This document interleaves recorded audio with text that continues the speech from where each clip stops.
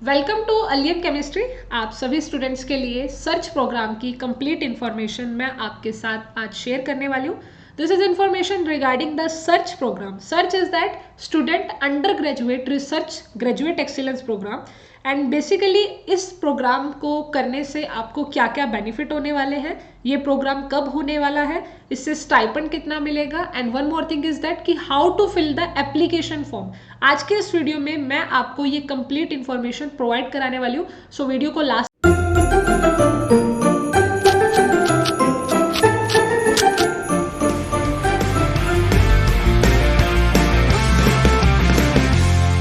काफी दिन हो गए हैं। अगर आप यहाँ पर देखते हो तो 12 जनवरी 2022, ठीक है, ये एप्लीकेशन फॉर्म इन्होंने ओपन कर दिया था, बट स्टिल रजिस्ट्रेशन नहीं हो रही थी।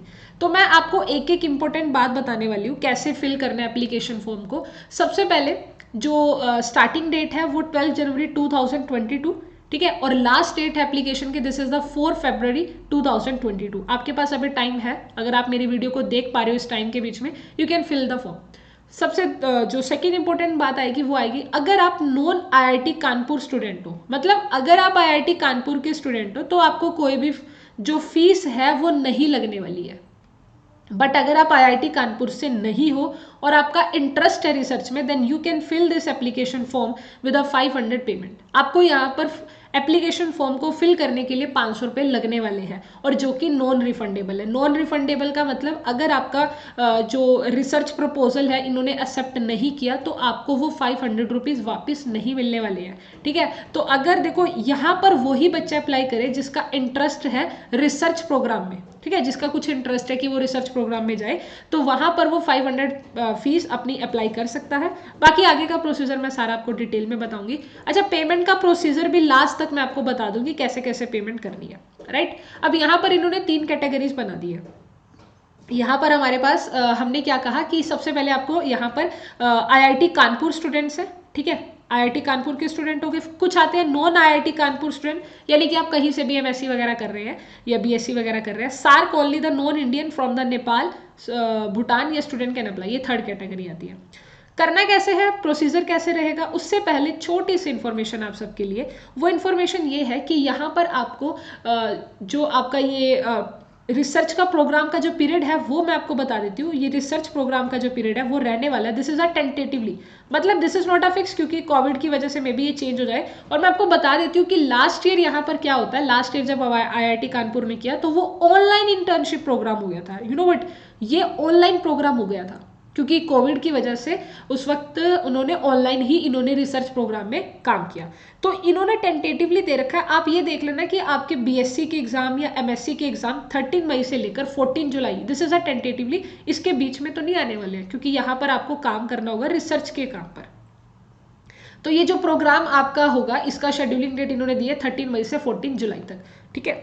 तो आप देख लेना, बाकी ये टेंटेटिवली है, चेंज भी हो सकता है। अब बारी आती है कि आप इस एप्लीकेशन फॉर्म को फिल कैसे करेंगे। मैं इसका जो लिंक है वो आपको डिस्क्रिप्शन में तो दे दूंगी। करना क्या है, जैसे ही पेज ओपन होता है यहाँ लिंक ऑप्शन है, यू कैन क्लिक दैट। जैसे ही लिंक ओपन होता है तो आपको यहाँ पर क्या करना होगा, देखो यहाँ पर है कि न्यू पार्टिसिपेंट रजिस्टर है, आपने ऐसे किया। यहाँ पर आप अपना नाम लिखें, अपनी ईमेल आईडी लिखें, अपना मोबाइल नंबर, अपना पासवर्ड और उसके बाद कंफर्म पासवर्ड। कंफर्म पासवर्ड करने के बाद आपको बताना होगा, अगर आप आईआईटी कानपुर स्टूडेंट है जस्ट क्लिक दैट, अगर आप आईआईटी कानपुर से नहीं है क्लिक दैट, और अगर आप सार्क है मतलब कोई नॉन इंडियन जो नेपाल या भूटान का है तो वो ऐसे करेगा, और फिर यहाँ से रजिस्टर कर देना, राइट। यहाँ तक आपको समझ में आ गया होगा। You can just check your mail box, आप अपना मेल बॉक्स चेक करना, आपको वहाँ पर क्या मिलेगा, आपका जो यूज़र आईडी नेम है वो आपको मेल पर मिलेगी, राइट, और जो आपका पासवर्ड है वो भी आपको अपने मेल पर मिल जाएगा। उसके बाद दोबारा से यहाँ लॉगिन करना। जैसे ही आप लॉगिन करते हो यू कैन सी दैट आपको इस तरह से कुछ नजर आएगा पेज, और ये पेज बहुत इंपॉर्टेंट है। सबसे पहले इन्होंने लिख रखा है कि अगर आप आईआईटी कानपुर स्टूडेंट हो तो 599 मतलब बच्चे लिए जाएंगे। नॉन आईआईटी अगर कोई स्टूडेंट है तो 704 के लिए वैकेंसी है, यहाँ पर 704 के लिए वैकेंसी है। ओवरसीज स्टूडेंट उनके लिए 66 है। अब बारी आती है कि कौन कौन अप्लाई कर सकता है, क्योंकि वो मैंने नहीं डिस्कस किया। तो आप यहाँ देख सकते हैं, अगर आप बीटेक या bachelor engineering, BTech agriculture 3rd year complete हो गया है, ठीक है, बेसिकली ये बात क्या है, थर्ड ईयर अगर आपने कंप्लीट कर दिया है तब यहाँ पर आप ऐसा कर सकते हैं, आप अप्लाई कर सकते हैं। या 5 डिग्री का प्रोग्राम है, जैसे आप इंटीग्रेट वगैरह करते हो ना, जो आपका इंटीग्रेट प्रोग्राम होता है, जैसे कि आप बीएससी बीएड कर रहे हो या बीएससी एमएस कर रहे हो, तो अगर उसके अंदर थर्ड ईयर कंप्लीटेड है या आपका 4 ईयर कंप्लीटेड भी है तब भी आप अप्लाई कर सकते हो। अगर आप बीएससी या बीए के स्टूडेंट हो बट आपका सेकेंड ईयर कंप्लीट हुआ है, आपके पास सेकेंड ईयर के मार्क्स है, ये नहीं है कि आपका रिजल्ट नहीं आया और आप मेरे को फिर कमेंट करके कहेंगे कि हमारा सेकेंड ईयर का रिजल्ट नहीं आया। बच्चा, जिनका रिजल्ट आ गया ना, ठीक है, जिनका रिजल्ट आ गया वो अप्लाई कर देना। और अगर आप एमएससी कर रहे हो, आपका फर्स्ट ईयर का कंप्लीट रिजल्ट आ गया, तो सेकेंड ईयर में अगर आप प्रेजेंट हो तो आप यहाँ पर अप्लाई कर सकते हो। ये सबसे इंपॉर्टेंट बात है कि कौन अप्लाई करेगा। ध्यान रखें कि बीएससी सेकेंड ईयर का रिजल्ट आ जाना चाहिए, और एमएससी फर्स्ट ईयर कर रहे हो तो वो भी रिजल्ट आ जाना चाहिए, और इंटीग्रेट के अंदर थर्ड ईयर या फोर्थ ईयर का। राइट, यहाँ तक आपको समझ आ गया होगा। अब बारी आती है कि डॉक्यूमेंट्स वगैरह क्या क्या लगने वाले हैं। यहाँ पर देखिए, एक तो लगेगी आपकी पासपोर्ट साइज फोटो जो कि 1 MB से ज़्यादा नहीं होगी। उसके बाद सेकंड आता है यहाँ पर रिसर्च प्रपोजल, जो कि 500 से ज़्यादा नहीं, पीडीएफ में। आपको क्या करना है, एक रिसर्च प्रपोजल बनाना है कि आप किस फील्ड में रिसर्च करना चाहते हैं। ठीक है, किस फील्ड में रिसर्च करना चाहते हैं, क्यों करना चाहते हैं, वाई यू चूज दैट, वो एक रिसर्च प्रपोजल है। आप देख लेना, आपको गूगल पर भी अगर आप देखते हो तो आपको मिल जाएगा। ठीक है, वो भी आपको वहां पे मिल जाएगा, रिसर्च प्रपोजल 500 से ज़्यादा नहीं होना चाहिए, और उसको पीडीएफ में लिख लेना। आपको फॉर्मेट बहुत सारे मिल जाएंगे, कैसा कैसा लिखना होता है। Third and the very important thing is that this is the recommendation letter 1। एक recommendation letter 1 and the second one is the recommendation letter 2। ये रिकमेंडेशन लेटर बड़ी इंपॉर्टेंट है। और इसके बाद ये होता क्या है, रिकमेंडेशन लेटर, आप जिस कॉलेज में पढ़ रहे हो ना, आप जिस भी कॉलेज में पढ़ रहे हो, वहां जो आपके प्रोफेसर्स होंगे उनका रिकमेंडेशन लेटर, कि भाई वो टीचर आपको रेकमेंड कर रहा है कि ये बच्चा, ठीक है, ये आपका टीचर बनाएगा। फॉर्मेट में आपको बताती हूँ अभी, just give me a time. ठीक है, आपको लास्ट तक सब पता चल जाएगा। ये आपका टीचर आपको रेकमेंड करेगा। 2 टीचर से आपको रिकमेंडेशन लेटर बनवाना है। ठीक है, जहां पर भी आप पढ़ाई कर रहे हो, आप बीएससी कर रहे हो, एमएससी कर रहे हो, वहां के टीचर से, राइट, वहां के टीचर आपका रिकमेंडेशन लेटर बनाएगा पीडीएफ फॉर्मेट के अंदर। वो मैं आपको शो कर देती हूँ। बाकी देखो, इन्होंने लिख रखा है this there is a no fixed format, कोई ऐसा फिक्स्ड फॉर्मेट नहीं है कि ऐसा ही फॉर्मेट होना चाहिए। मैं आपको एक एग्जांपल दे सकती हूँ। I just open that. जैसे मैं इसे ओपन करती हूँ ना, तो यहाँ एक आएगा, अभी आपको दिखा देते हैं। ठीक है, जस्ट गिव मी 1 मिनट। यहाँ पर आप देखिए, इन्होंने यहाँ पर एक रिकमेंडेशन का लेटर दे रखा है। मैं इसे क्लिक करती हूँ ना, तो इसे कहते हैं, मैं इसको थोड़ा जूम कर देती हूँ, रिकमेंडेशन लेटर। ये रिकमेंडेशन लेटर है। बेसिकली इन्होंने लिख रखा है to be filled by the IIT Kanpur applicant only. तो मैं एक आपको हिंट दे रही हूँ कि आप क्या करना है, किस तरह से रिकमेंडेशन लेटर बनवाना। यहाँ पर लिख देना recommendation for the SURGE 2022 program. आप ये काम अपने आप कर सकते हो माइक्रोसॉफ्ट वर्ड में जाकर। अपना एप्लीकेंट, जो भी आपका नाम होगा, आपके टीचर का नाम, अपने टीचर का एड्रेस होगा, और यहाँ पर यही लाइन लिख देना, applied for the internship program that case. ठीक है, उसके बाद आपको यहाँ पर लिखना होगा डियर कलीग दैट, ये सारा लगा देना, कोई दिक्कत की बात नहीं है। उसके बाद यहाँ जो लिखना है ना, how long you have known the applicant and in what capacity, ये आपका टीचर फिल करेगा भाई। ये आप खुद फिल मत करने बैठ जाना। यहाँ से जो ये इन्होंने ये लिख रखा है ना, ये सब आपका टीचर फिल करके आपको देगा। आपके बारे में वो बताएगा कि आपकी स्कॉलरशिप के बारे में, आपकी पर्सनैलिटी के बारे में, drive and enthusiasm, curiosity and creativity, वो इस पैराग्राफ में 300 से ज़्यादा नहीं होना चाहिए, वो यहाँ पर लिखेगा। और यहाँ पर वो लिखेगा 50 वर्ड में कि वो आपको कैसे जान सकता, आपको कैसे जानता है। ठीक है, आपको कितने टाइम आप अपने टीचर के साथ स्पेंड करते हो, इन द सेंस कि आपने first year, second year, third year, जैसा भी, मतलब जितना आपके वहाँ पर टीचर जो होते हैं, 50 वर्ड्स के अंदर वो आपको वो लिख देंगे आपके टीचर। वो मेरे को पता है, टीचर ऐसा लिख देते हैं। आपके जो प्रोफेसर्स होंगे ना, ऐसा ज़रूरी नहीं है कि आप एचओडी का ही लिखेंगे, अपने जो डिपार्टमेंट का एचओडी है, आप अपने किसी भी प्रोफेसर से या किसी भी टीचर से लिखवा सकते हो, कॉलेज के, जहाँ पर, जिनका आप यहाँ पर रिकमेंडेशन नाम लिखोगे ना, कि भाई ये मेरा टीचर है, सपोज आपका टीचर का नाम है whatever XYZ, तो उन्हीं का एड्रेस आएगा और उन्हीं के द्वारा ये सारी स्टेटमेंट होगी, और यहाँ पर उनके साइन होंगे, द सिग्नेचर ऑफ, और यहाँ पर दोबारा उनका नेम आएगा। तो ये रिकमेंडेशन लेटर है, जो कि आप अपने आप खुद बना लेना। इसे पीडीएफ में सारा डाटा लिख के अपने टीचर को सेंड कर देना, या इसका प्रिंट आउट निकलवा लेना, अपने टीचर को सेंड कर देना, वो कर देंगे ये काम, आराम से कर देंगे, कोई ऐसी दिक्कत की बात नहीं है। ऐसे ही 2 टीचर से आपको बनवानी है। ठीक है, एक जैसे आप ऑर्गेनिक से बनवा लो, इनऑर्गेनिक के टीचर से बनवा लो, जो भी आपको लगे उन टीचर से बनवा लेना। ये बनाने के बाद आपको यहाँ से अप्लाई नाउ का बटन प्रेस करना है। उसके आगे का मैं आपको बताती हूँ।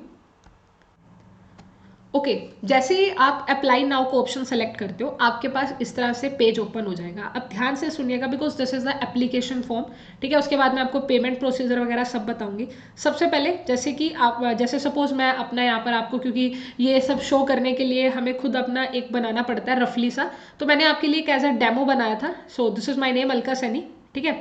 और उसके बाद आप अपना यहाँ पर क्या करेंगे, अपने जो भी आपके गार्डन है, सपोज अपने फादर का, अपने भाई का, जो भी आपसे बड़े हैं उनका नाम यहाँ पर मेंशन करेंगे, जेंडर मेंशन करना, डेट ऑफ बर्थ आपकी जो भी डेट ऑफ बर्थ है, अपना एड्रेस फिल कर देना, अच्छे से फिल करना एड्रेस लाइन 1 2 राइट। और उन्होंने लिखा please don't use the post office S in the address, ऐसे नहीं लिखना कि बीच में पोस्ट ऑफिस ऐसा, नॉर्मली लिखते रहना जैसे आप लिखते हो। परमानेंट एड्रेस के लिए तो डायरेक्ट यहाँ पे यही क्लिक हो जाएगा तो ऊपर वाला ही आ जाएगा, और सेव एंड कंफर्म कर देना। ये आपका एड्रेस हो गया first page. Okay so second page जैसे ही आप ओपन करते हो कॉन्टैक्ट एंड एजुकेशनल डिटेल, तो सबसे पहले आपका यहाँ पर अपने आप ही सेल नंबर आ जाएगा, आपने अपना फोन नंबर डाल देना, वही नंबर जो डाल रखा होगा वही यहाँ डाल देना, अपनी ईमेल आईडी डाल देना, ठीक है। इमरजेंसी में क्या कर देना, अपने भाई का, अपने पापा का, किसी का भी यहाँ पे, ठीक है, कोई और नाम, मतलब नाम तो अपने पापा मम्मी का जिनका भी डालना होता है, उनका phone number, if any case आपने रिसीव नहीं किया तो वो रिसीव कर ले, उनका ईमेल आईडी डाल देना, ठीक है। फिर आता है जी main department, this is your educational department. Education में जिस कॉलेज में अभी आप पढ़ रहे हो ना, क्योंकि आप तो पढ़ ही रहे होंगे अभी, सेकंड ईयर या थर्ड ईयर या ऐसे कुछ होगा, मतलब जिसमें भी आप होंगे, बेसिकली आप सभी फाइनल ईयर स्टूडेंट होंगे। यहाँ अपने कॉलेज का नाम डालना, अपने इंस्टीट्यूट का नाम डालना, अपनी यूनिवर्सिटी का नाम डाल देना, डिपार्टमेंट डाल देना, आप केमिस्ट्री से हो, कौन से डिपार्टमेंट से हो। उसके बाद यहाँ पर पॉइंट आता है आप कर क्या रहे हो इस टाइम पर, आप बीएससी कर रहे हो, एमएससी कर रहे हो, इंटीग्रेटेड बीएससी एमएससी कर रहे हो, या बीए कर रहे हो, बीटेक एग्रीकल्चर कर रहे हो, जो भी आप कर रहे हो। सपोज मैंने यहाँ पे बीएससी सेलेक्ट कर दिया, ठीक है। बीएससी सेलेक्ट करने के बाद ईयर ऑफ स्टडी आपको डालना है, कौन से ईयर में आप, थर्ड ईयर में, सेकंड ईयर में। ऑब्वियसली आप थर्ड ईयर में होंगे तभी अप्लाई कर सकते हो ना आप, तो थर्ड ईयर वाला ऑप्शन सेलेक्ट कर देना। उसके बाद अपनी परसेंटेज देखो, अगर आपकी जैसे आजकल क्या आता है सीजीपीए में आता है, सपोज मैंने लिखा 8.25, सॉरी मैंने लिखा 8.5, अरे ये पॉइंट क्यों नहीं बन रहा है, ये रहा 8.5 लिख दिया, तो 8.5 तो हमेशा 10 में से आता है ना, तो ऐसे लिखना है इसको यहाँ पे कि 10 में से सीजीपी आया। अच्छा कई जगहों पर परसेंट होता है तो ऐसे लिख देना जैसे 85% कितने में से, 100% में से, तो ये थोड़ा ध्यान रखना, गलती मत कर देना यहाँ पे, ऐसे रैंडमली लिखा मैंने। उसके बाद आपको क्या करना होगा, आपको यहाँ पे सब टॉपिक बताना है कि आप किस डिपार्टमेंट में रिसर्च करना चाहते हैं, ठीक है। आप किस डिपार्टमेंट में, वैसे इन्होंने लिखा है कि subtopic within the department you are applying at IIT Kanpur, please indicate which subtopic you would like to work. Suppose हम केमिस्ट्री वाले डिपार्टमेंट से है ना, तो मैं केमिस्ट्री का ही बताऊंगी, बेसिकली मैंने केमिस्ट्री डाला। अगर आप कोई बच्चा मैथमेटिक्स वगैरह देख रहा है तो वो यहाँ से देख लेना, क्योंकि हम बच्चे केमिस्ट्री से है। तो सब टॉपिक बताना है, सपोज किसी का इंटरेस्ट है ऑर्गेनिक एंड इनऑर्गेनिक मटीरियल, तो बेसिकली वो यहाँ से सेलेक्ट कर दे। दूसरा टॉपिक उनका फेवरेट है कि वो ओएमसी पढ़ना चाहते हैं, ऑर्गेनोमेटेलिक केमिस्ट्री पढ़ना चाहते हैं, या सिंथेटिक ऑर्गेनिक केमिस्ट्री, सिर्फ इतने टॉपिक है, इन्हीं में से बताना है आपको। कभी सोचो कि मैम ये नहीं पढ़ना, हमें वो पढ़ना है, तो भाई इन्हीं में से आपको बताना होगा। ऐसे आपको ना सारा चीजें करके सेव एंड कंफर्म कर देना है। तो ये आपका ये वाला भी हो जाएगा contact and educational detail cover. फिर आता है रिकमेंडेड डिटेल्स। अब जैसे ही रिकमेंडेड डिटेल आएगा, यानी ये आपके प्रोफेसर का होगा जिसको आपने रिकमेंडर बोला है। सपोज आपके प्रोफेसर का नाम वट एवर कुछ भी है, XYZ आपने नाम यहाँ डाल देना है, उनका कॉन्टैक्ट नंबर, उनकी ईमेल आईडी, ठीक है। उनकी ईमेल आईडी डालने के बाद उनका डेजिग्नेशन, वो क्या मतलब किस पोस्ट पर है, कॉलेज में पोस्ट होती है ना, एपी है मतलब असिस्टेंट प्रोफेसर है, या प्रोफेसर है, या एचओडी है, उनका डेजिग्नेशन डाल देना, ठीक है। उसके बाद वो रिकमेंडेशन लेटर जो मैंने यहाँ पर आपको बताई थी कि ये जो आप रिकमेंडेशन लेटर अपने प्रोफेसर से बनवाओगे, उसको यहाँ पर ना अपलोड कर देना PDF फॉर्मेट में। वो आपको आना चाहिए, देखो नहीं आता ना तो गूगल पे यूट्यूब पर देख लेना कि भाई PDF फॉर्म में कैसे बनाते हैं, ठीक है। ये छोटी छोटी बातें आई थिंक आपको आती होगी। फिर अपने दूसरे प्रोफेसर का नाम डाल देना, उनका कॉन्टैक्ट नंबर, उनकी ईमेल आईडी, उनका डेजिग्नेशन, और सेकंड रिकमेंडेशन लेटर भी यहाँ से डाल देना। ये सब डालने के बाद आप इसको कर देना जी सेव एंड कंफर्म। अब देखो वो उनका काम है, वो पढ़ेंगे, ठीक है। उसके बाद आती है आपकी फोटो, आपको अपनी फोटो डाल देनी है, जो भी आपकी रिसेंटली पासपोर्ट फोटो होगी, पुरानी वाली नहीं मैं डालना, रिसेंटली डाल देना। डालने के बाद आपका जो प्रपोजल है उसको भी PDF फॉर्म में डाल देना, ठीक है। जो भी आपका प्रपोजल है वो भी आपको किस में डालना है, इन्होंने लिख रखा है 1 page document not exceeding the 500, एक पेज पे आना चाहिए, वो अपने हाथों से लिख लेना भाई उसे। साइंटिफिक रिसर्च प्रॉब्लम अच्छा problem that you want to take in 10 weeks, जो आप 10 वीक में उस पर काम कर सकते हो।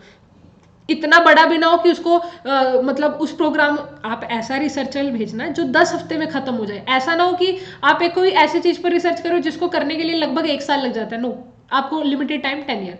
Note that depending on the interest of your mentor you and up working on a different problem. In case I am tech student please upload the title. That's अलग थिंग. आप अपना यहाँ पर प्रपोजल डाल देना सिंपल सी भाषा में, मैंने आपको ये कहा. उसके बाद लास्ट आता है आपका एप्लीकेशन फी. देखो फी आपको पे करनी है. अभी वो फी का क्या सीन रहेगा, यहाँ पर पेमेंट प्रोसीजर है, मैं आपको अभी ओपन करके भी दिखाऊंगी. तो आप ना पेमेंट करोगे जब यहाँ से enter the correct SBI collect. एक तो यहाँ पर जो पेमेंट होगी सिर्फ एसबीआई के द्वारा होने वाली है, ठीक है, स्टेट बैंक ऑफ इंडिया के द्वारा ही यहाँ पर होगी. तो एसबीआई का कलेक्ट रेफरेंस नंबर, और जब आपने पेमेंट कर दी, जब आप यहाँ पे पेमेंट कर दोगे तो उसके बाद यहाँ पर आपको क्या डालना, ये बाद में डालना है, कभी इसको पहले डालने स्टार्ट कर दो, ठीक है. पेमेंट करने के बाद आप यहाँ पर वो जो आपकी रिसिप्ट आएगी ना, देखो जब आप पेमेंट करते हो ना 110% एक रिसिप्ट आती है, इंतजार किया करो, वो रिसिप्ट आएगी. जब वो रिसिप्ट आ जाएगी उसका स्क्रीनशॉट ले लेना, या जो भी आपको करना है, क्योंकि आप ये लैपटॉप में फिल करोगे ज़्यादा बेटर रहेगा. यहाँ से चूज फाइल करके उसे डाल देना. 1 MB से ज़्यादा उसकी साइज वैसे भी नहीं होता. फिर यहाँ पर एसबीआई कलेक्ट रेफरेंस नंबर आपको रिसिप्ट में मिलेगा, देखो वो आपको मिल जाएगा, मैं आपको शो भी करूँगी. यहाँ से कर देना, ये सब कुछ सही है, और सबमिट. सबमिट करने के बाद क्या होगा, आप अपने मेल बॉक्स को चेकआउट करना. पहले तो आपका जो टीचर है, जिसको आपने रिकमेंडर बोला है, रिकमेंडेशन के लिए बोला है, उनको कॉल आएगी, उनको कांटेक्ट किया जाएगा कि भाई ये बच्चा ऐसे ऐसे करके रिसर्च की बात कर रहे हैं, ये इस टॉपिक पर रिसर्च करना चाहते हैं, इनका क्या नेचर है, ये वाकई में रिसर्च करना चाहते हैं या कुछ ऐਵੇਂ मतलब होता है ना बच्चे.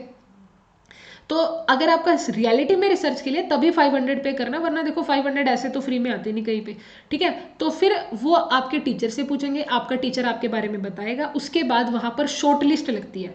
वो शॉर्ट लिस्ट जब आएगी आप अपना मेल बॉक्स चेक करना, अगर आपका नेम आया उसमें शॉर्ट लिस्ट में तो आपको वहाँ पर. ओके स्टूडेंट्स, तो मैं आपको पेमेंट प्रोसीजर का बता देती हूँ. यहाँ पेमेंट प्रोसीजर के लिए नोटिफिकेशन जैसे आप ओपन करते हो तो वहाँ आता है link for the payment procedure. आप इस लिंक को ओपन करिए.